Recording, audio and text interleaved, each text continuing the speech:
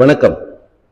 நான் Nedunchezhiyan, director, brilliant institute, Puducherry, popularly known as BIM. Puducherry அரசாங்கம் assistant பதவிகளுக்கான நேரடி போட்டித் தேர்வினை முதல் முறையாக அறிவித்துள்ளது. இந்த போட்டித் தேர்விற்கு எப்படி தங்களை பதிவு செய்து கொள்வது, வயது வரம்பு என்ன, கல்வி தகுதி என்ன, என்னென்ன பாடங்கள் பரீட்சையிலே கேட்கப்படும், இப்படி பல்வேறு கேள்விகள் மாணவர்களிடையே எழுந்துள்ளது. அந்த கேள்விகளுக்கு இந்த காணொளி சிறப்பான விடையளிக்கும் என்று நான் நம்புகிறேன். புதுச்சேரி அரசு 14/3/2024 அன்று open direct recruitment for the post of assistants announce பண்ணப்பட்டது. அதைத் தொடர்ந்து 22/8/2024 அன்று மீண்டும் ஒரு விரிவான நோட்டிபிகேஷன் இஷ்யூ பண்ணப்பட்டது. அந்த நோட்டிபிகேஷன் 20/9/24 வரை மாணவர்கள் தங்கள் பெயரை பதிவு செய்து கொள்ளும் வகையில் வெளியிடப்பட்டுள்ளது.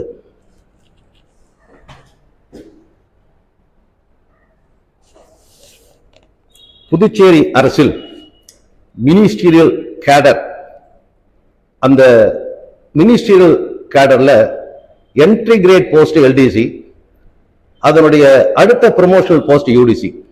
யூடிசிக்கு அடுத்த ப்ரமோஷன் போஸ்ட் தான் அசிஸ்டன்ட். அசிஸ்டன்ட்டுக்கு பிறகு நேரடியாக அவங்களுக்கு சூப்பரண்ட் போஸ்ட் தான் ப்ரமோஷனா கிடைக்கும். அது ஒரு கெஸ்டட் ஆபீசர் போஸ்ட். தோராயமாக 50,000க்கு மேல் மாத சம்பளம் வரக்கூடிய ஒரு சிறப்பான பதவிதான் அசிஸ்டன்ட் பதவி. சொல்ல போனா சிவில் சர்வீஸ், அக்கவுண்ட்ஸ் ஆபீசர் போன்ற பதவிகளுக்கு நுழைவு வாயிலாக விளங்குவதுதான் இந்த அசிஸ்டன்ட் பதவி. மொத்தம் 256 பதவிகளுக்கு இந்த போட்டித் தேர்வு நடத்தப்படுகிறது.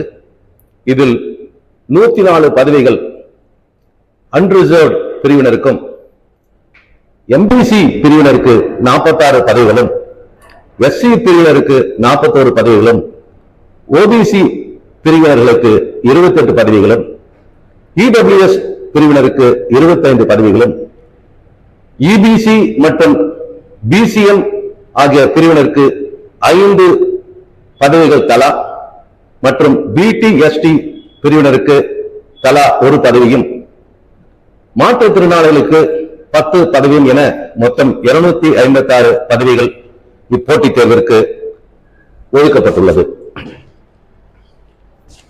இப்போட்டித் தேர்வை எழுதுவதற்கான எலிஜிபிலிட்டி கிரைட்டீரியா என்ன பார்ப்போம். நீங்கள் இந்த தேர்வினை எழுதுவதற்கு புதுவையில் நிரந்தர குடிமகனாக இருக்க வேண்டும். இல்லையெனில் 24/3/2024 அந்த தேதிக்கு முன்னர் 5 வருடங்கள் தொடர்ந்து புதுவையில் வசித்தவராக இருக்க வேண்டும். கல்வி தகுதியை பொறுத்தவரை ஏதாவது ஒரு டிகிரி முடித்திருக்க வேண்டும். இப்போது வயது வரம்பை பார்ப்போம். அன்ரிசர்வ்ட் ஜெனரல் கேட்டகரி அவர்களுக்கு வயது 30. 24/4/24 அன்று 30 வயது நிரம்பியிருக்க வேண்டும். MBC, OBC, EBC, BCM, BT ஆகிய பிரிவினருக்கு 30 + 3 வருடங்கள். SC, ST பிரிவினருக்கு 30 + 5 வருட ரிலாக்சேஷன். எக்ஸ்-சர்வீஸ்மேன் அவர்கள் எத்தனை வருடங்கள் மிலிட்டரி சர்வீஸ் முடித்தார்களோ அது பிளஸ் 3 வருடங்கள். டிஃபென்ஸ் பர்சனல் போரிலே காயமுற்றோ அல்லது பாதுகாப்பு பணியின் போது உடல் உறுப்புகள் சேதமடைந்த நிலையில் அவர்கள் வெளியேற்றப்பட்டிருந்தால் அவர்களுக்கு எல்லா வகுப்பினர்களுக்கும் 30+3 years என்ற ஏஜ் ரிலாக்சேஷன். அதுவே SC/ST பிரிவினருக்கு 30+8 வருடம் என்ற வயது தளர்வு அளிக்கப்பட்டிருக்கிறது. மாற்றுத்திறனாளிகளுக்கு அனைத்து பிரிவினருக்கும் 10 வருடம் ரிலாக்சேஷன் வழங்கப்பட்டிருக்கிறது. SC/ST பிரிவினருக்கு 30+10+5 வயது. MBC, OBC, EBC, DCM, BT ஆகிய பிரிவினருக்கு 30+10+3 என்று அவர்களுக்கு வயது வரம்பு குறிக்கப்பட்டிருக்கிறது. இன்சர்வீஸ் அப்ளிகன்ஸ் தற்போது LDC, UDC என்ற பதவிகளில் வகித்து வருகின்ற இன்சர்வீஸ் கேண்டிடேட்ஸ் அவங்களுக்கு 35 வயசு ஜெனரல் கேண்டிடேட், OBC மற்ற எல்லாருக்கும் சேர்த்து. SC/ST மட்டும் 40 வயசு வந்து ரிலாக்சேஷன் கொடுத்திருக்காங்க. ப்ரொவைடட் இவங்க 3 வருஷம் தொடர்ந்து அந்த பதவியில வேலை செஞ்சிருக்கணும். SC, ST, MBC, OBC, EBC, DCM, BT ஆகிய கேண்டிடேட்ஸ் அவங்க கேண்டிடேட்ஸ்லாம் செலக்ட் ஆன பிறகு ஃப்ரெஷ் கம்யூனிட்டி சர்டிபிகேட் கொடுக்கணும். இதுவே மாற்றுத்திறனாளிகளா இருந்தா fresh medical certificate Pondicherry district medical போர்டில் எடுத்த அந்த சர்டிபிகேட்டை சேர்த்து அவங்க கொடுக்கணும். EWS candidate income and asset certificate, அதாவது 24/4/2024 முன்னதாக எடுக்கப்பட்டு 2024-25 தகுதியுடையதாக இருக்க வேண்டும். கண் தெரியாதவர்கள், 2 கைகளும் செயலிழந்தவர்கள், மூளை வளர்ச்சி குன்றியவர்கள் இவர்களுக்கு பரீட்சை எழுதுவதற்கு உதவியாளர் ஒருவரை நியமித்துக் கொள்ள வாய்ப்புண்டு. அதற்கான அவருடைய அப்ளிகேஷன்ல அவர்களை கேட்க வேண்டும். மற்ற மாற்றுத்திறனாளிகளுக்கு பரீட்சை தொடங்குவதற்கு 1 வாரத்திற்கு முன்னதாக மெடிக்கல் சர்டிபிகேட்டுடன் ஒரு விண்ணப்பத்தை under secretary DP and chief secretary examination என்ற முகவரிக்கு அனுப்பி நீங்கள் உங்களுக்கு வேண்டிய உதவியாளரை நியமித்துக் கொள்ளலாம். உதவியாளரை உங்கள் விருப்பப்படி நியமித்துக் கொள்ள முடியாது. அரசாங்கமே உங்களுக்கு உதவியாளரை வழங்கும். உதவியாளரோடு பரீட்சை எழுதுகின்ற மாற்றுத்திறனாளிகளுக்கு 1 மணி நேரத்திற்கு 20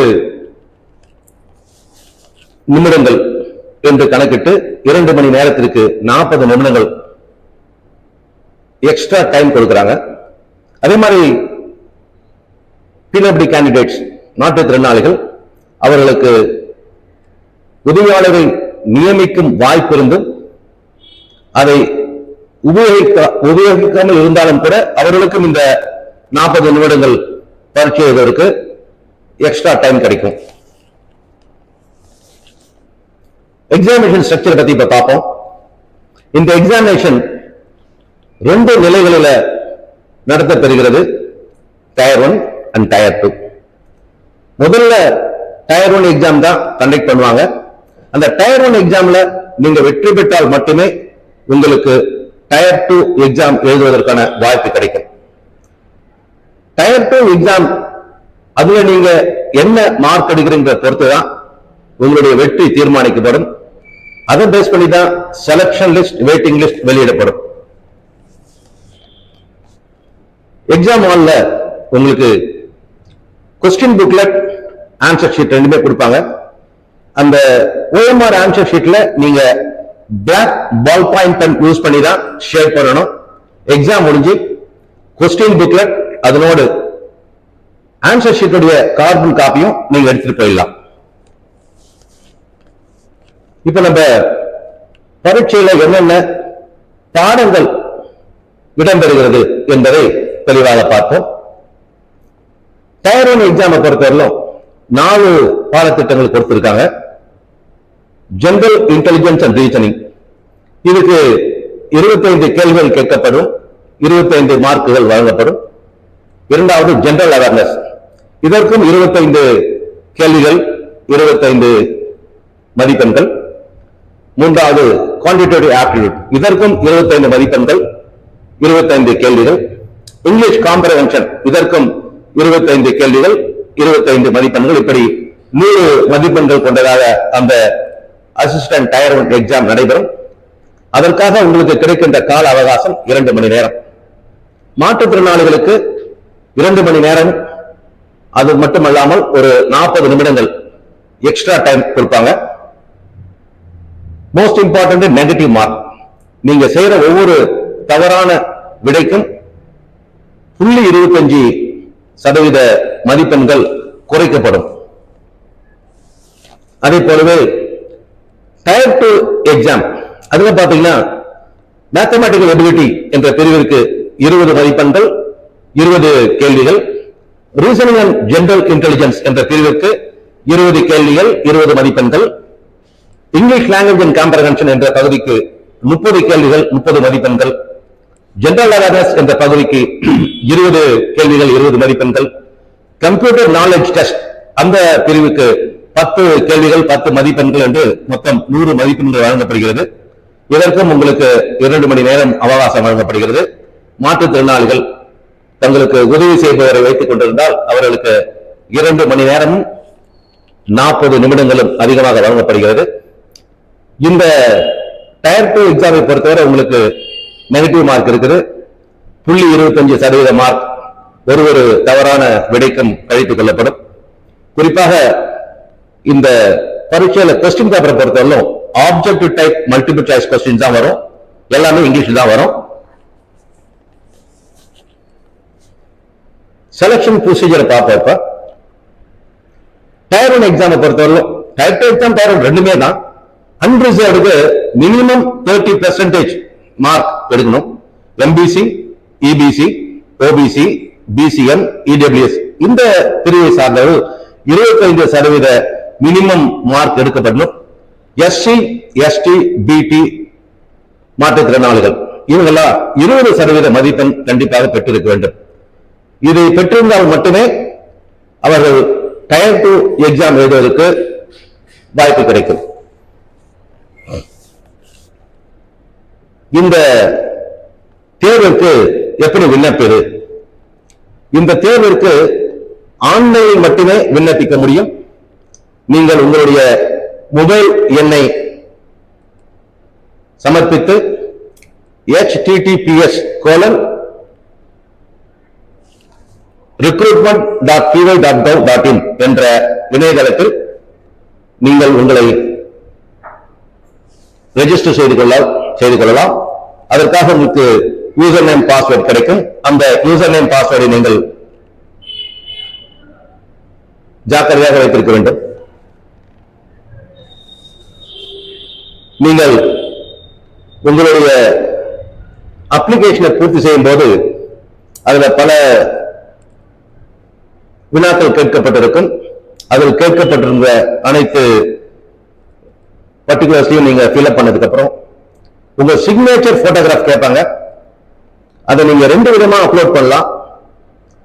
ஒரே இமேஜ்ல போட்டோவும் சிக்னேச்சரையும் கொடுக்கலாம். அப்படி இல்ல போட்டோ தனியாகவும் சிக்னேச்சர் தனியாகவும் கூட நீங்க அப்லோட் பண்ணலாம். முக்கியமான விஷயம், அந்த போட்டோ 3 மாதத்திற்குள் எடுக்கப்பட்டிருக்க வேண்டும். அதுதான் மிக முக்கியமானது. நீங்க பழைய போட்டோ யூஸ் பண்ணக்கூடாது. ஆன்லைன்ல அப்ளிகேஷன்ல கேட்டிருக்கிற எல்லா பர்டிகுலர்ஸையும் நீங்க ஃபில்அப் பண்ண பிறகு அதை தெளிவா ஒரு தடவை படிச்சு பாருங்க. படிச்சு பார்த்துட்டு மிக முக்கியமான ஒரு வேலையை நீங்க செய்யணும். சப்மிட்னு ஒரு பட்டன் இருக்கும். அந்த சப்மிட் பட்டன் நீங்க கிளிக் பண்ணாது விட்டுட்டீங்கன்னா உங்க அப்ளிகேஷன் வில் பி ரெஃப்யூஸ்ட். அதனால மிக முக்கியமா சப்மிட் பட்டனை கடைசியா கிளிக் பண்ண மறந்துடாதீங்க. நீங்க உங்களுடைய அப்ளிகேஷன்ல கேட்கப்பட்டிருக்கிற பர்டிகுலர்ஸ்ல தப்பு செஞ்சாலோ போட்டோகிராஃப் சிக்னேச்சர்ல தப்பு செஞ்சாலும் உங்க அப்ளிகேஷனை ரிஜெக்ட் பண்ணிடுவாங்க. சரிங்க, அப்ளிகேஷன் தப்பு பண்ணிட்டோம், அதை மாற்ற முடியுமா சார்? கண்டிப்பா மாற்ற முடியும். நீங்க எத்தனை முறை வேண்டுமானாலும் உங்க அப்ளிகேஷன்ல கரெக்ஷன் பண்ணலாம். ஆனா அந்த கரெக்ஷன்லாம் 29-24, அதாவது விண்ணப்பிப்பதற்கான கடைசி நாட்களுக்குள் அதை நீங்க செய்திருக்க வேணும். உங்க அப்ளிகேஷன் ஸ்டேட்டஸ் நீங்க செக் பண்ணா அதே வெப்சைட்ல போயிட்டு நீங்க உங்க அப்ளிகேஷன் ஸ்டேட்டஸ் செக் பண்ணிக்கலாம். இன்சூரன்ஸ் அப்ளிகன்ஸ் எல்டிசி யூடிசி இந்த கேடர்ல டிபிஎன்ஆர் கண்ட்ரோல்ல ஒர்க் பண்றவங்களும், junior clerk, senior clerk, typist, judicial டிபார்ட்மெண்ட்ல ஒர்க் பண்றவங்களும் இன்சர்வீஸ் கேண்டிடேட்டா அந்த ஏஜ் ரிலாக்சேஷனை 35 வயசு வரைக்கும் யூஸ் பண்ணலாம். provided only those who have completed 3 years of regular service அவங்க மட்டும்தான் இதுக்கு விண்ணப்பிக்க முடியும். இன்சர்வீஸ் கேண்டிடேட்ஸ் அவங்க அப்ளிகேஷனை சப்மிட் பண்ணதுக்கு அப்புறம் அது ஹார்ட் காப்பி பிரிண்ட் எடுத்து அதை சீஃப் செக்ரட்டரி தவிர டிபிஎன்ஆர் அண்டர் செக்ரட்டரிக்கு அவங்க டிபார்ட்மெண்டோடைய ஹெட் ஆபீஸ் அல்ல ஹெட் ஆஃப் டிபார்ட்மெண்ட் மூலமா அனுப்பி வைக்கணும். அதுவும் 30/9/2024 5 மணிக்குள்ள இது போய் சேரணும்.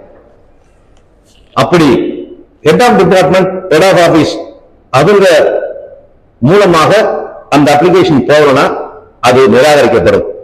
அதே சமயம் அட்வான்ஸ் காப்பீஸ் கொடுத்தாலும் அதுவும் ஏற்றுக்கொள்ளப்படாது.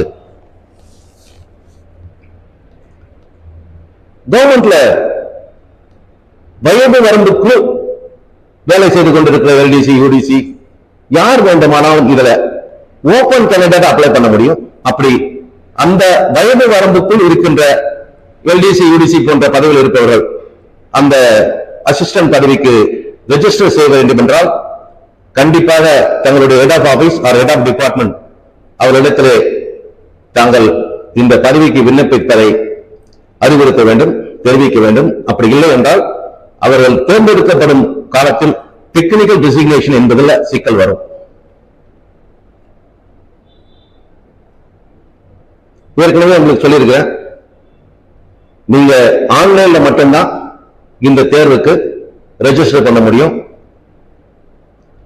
நீங்க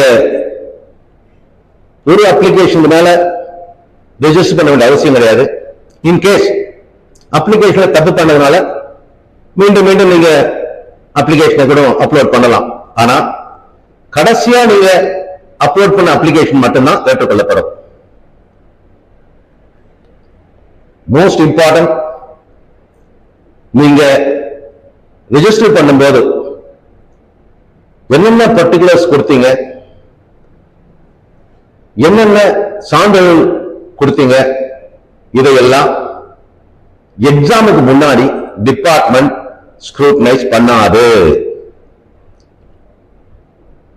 எக்ஸாம் முடிஞ்சு நீங்க எக்ஸாம்ல செலக்ட் ஆன பிறகு மட்டும்தான் சர்டிபிகேட் வெரிஃபிகேஷன் ப்ரொசீஜர்ல உங்களுடைய அனைத்து சான்றிதழ்களும் சரிபார்க்கப்படும். அப்படி சரிபார்க்கப்படும் போது நீங்கள் உங்களுடைய அப்ளிகேஷன்ல கொடுத்திருந்த அந்த தகவலுக்கு ஏற்றாற்போல் உங்களுடைய சான்றிதழ்கள் இல்லை என்றால் உங்களுடைய அப்ளிகேஷன் நிராகரிக்கப்படும். ஹால் டிக்கெட் எப்படி சார் வரும்? டோன்ட் வரி, ரெகுலரா டிபார்ட்மெண்ட் வெப்சைட்டை பார்த்துட்டு இருங்க.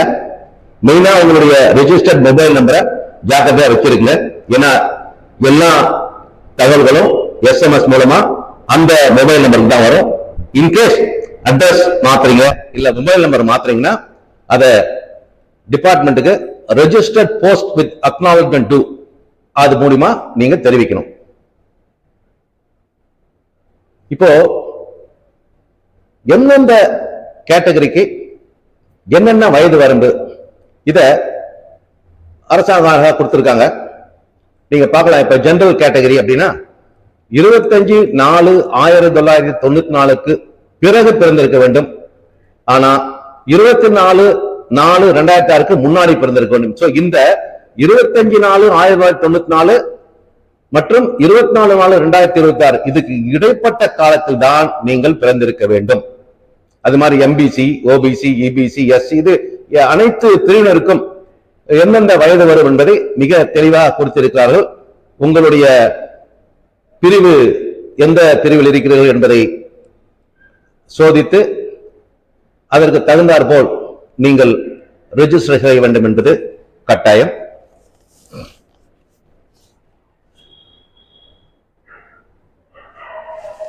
எக்ஸாம் எங்க சார் நடக்கும்?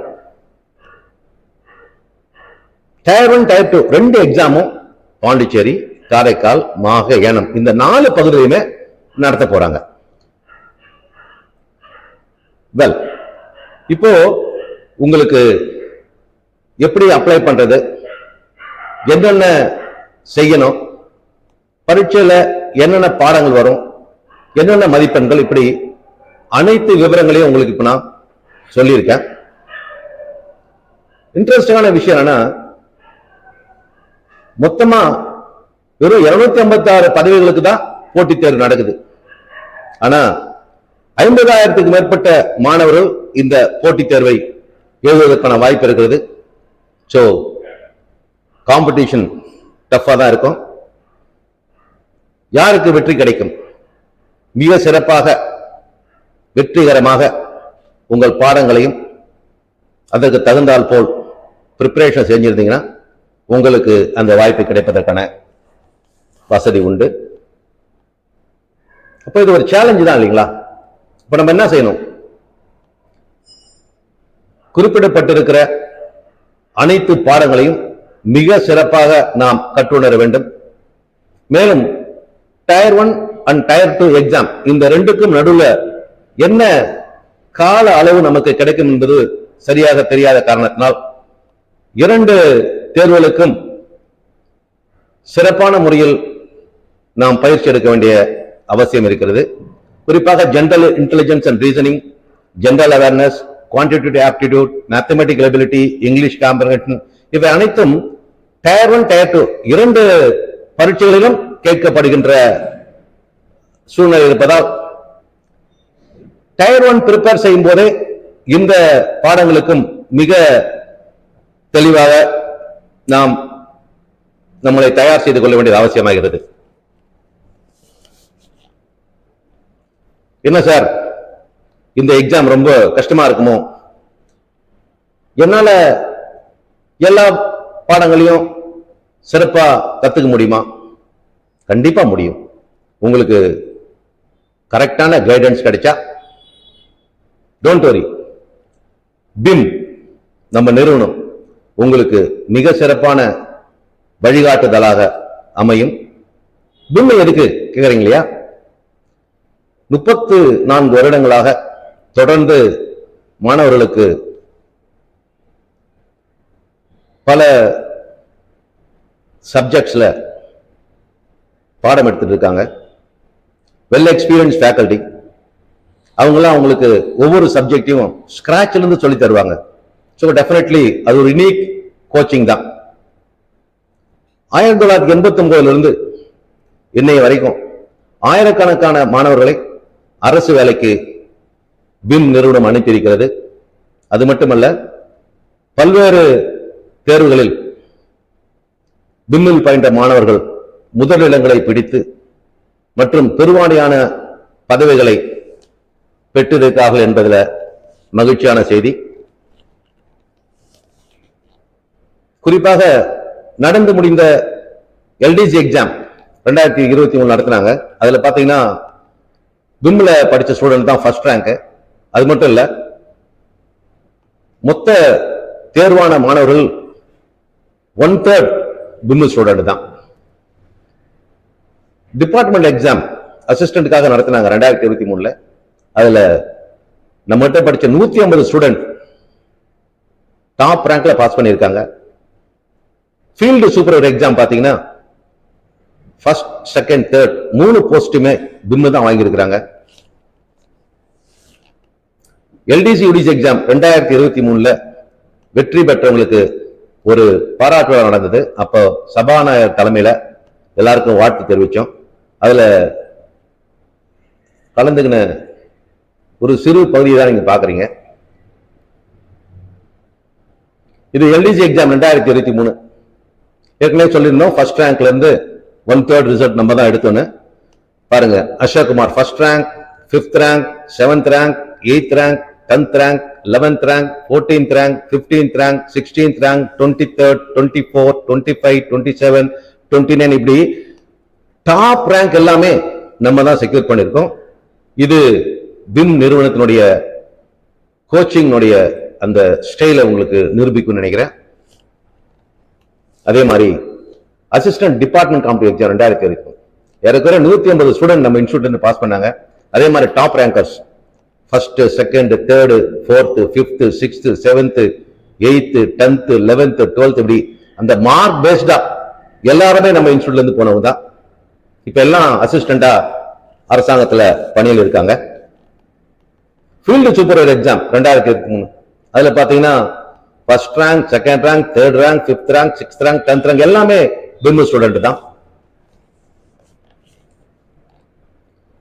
பிம்முடைய கோச்சிங் பத்தி உங்களுக்கு நான் இப்ப சொல்லணும். ஒரு பண்டில் ஆஃபர் கொடுக்குறாங்க. Hybrid offline and online coaching சொல்லுவாங்க. நீங்க ஆன்லைன்ல ஜாயின் பண்ணா ஆஃப்லைன் ஃப்ரீயா கிடைக்குது, ஆஃப்லைன் ஜாயின் பண்ணா ஆன்லைன் ஃப்ரீயா கிடைக்குது. பிம்ல ஒரு ஸ்டூடெண்ட் ஃப்ரெண்ட்லி என்விரான்மென்ட் நீங்க பார்க்கலாம். Air condition classes, smart board. So you will find it very interesting. You will have a very good learning experience at BIM. பிம்ல நீங்க இங்கிலீஷ் கிராமரை ஒரு நியூ ப்ராஸ்பெக்ட்ல கத்துப்பீங்க. ரீசனிங் அதெல்லாம் அந்த கான்செப்ட்ஸ், ஷார்ட்கட்ஸ் எல்லாமே உங்களுக்கு கிடைக்கும். மேத்ஸ் மட்டும் 3 ஃபேக்கல்டி வருவாங்க. அது ரொம்ப ஸ்கிராச்ல இருந்து ஆரம்பிப்பாங்க. ஷார்ட்கட்ஸ்லாம் சொல்லி தருவாங்க. Current events and general awareness அது ஒரு புது மாதிரியான வினோதமான வழியில உங்களுக்கு சொல்லி தரப்படும். எஸ், பிம்ல உங்க ஜெர்னி ரிவார்டிங் அண்ட் மெமரபிள். பிம்ல இம்மிடியா ஜாயின் பண்ணுங்க. உங்க வெற்றி இங்கதான் ஆரம்பமாகும். உங்க வெற்றி தான் எங்க வெற்றி. பிம்மை பொறுத்தவரை 2 கேம்பஸ் இருக்குது. ஒன்னு ECR, ஒன்னு பஸ் ஸ்டாண்ட். எது உங்களுக்கு நியரஸ்டா இருக்காங்களோ அதுல நீங்க என்ரோல் பண்ணிக்கலாம். லிமிடெட் சீட்ஸ் தான். இமீடியட்டா உங்க சீட்டை ரிசர்வ் பண்ணுங்க. உங்களை வெற்றியை உறுதி பண்ணுங்க. நாங்க எங்களுடைய mobile number, website, Instagram, Telegram எல்லாம் கொடுத்திருக்கோம். அதை யூஸ் பண்ணி நீங்க எங்க இன்ஸ்டியூட்டோடைய நிறைய விஷயங்களை தெரிஞ்சுக்கலாம். நன்றி. Wish you all success.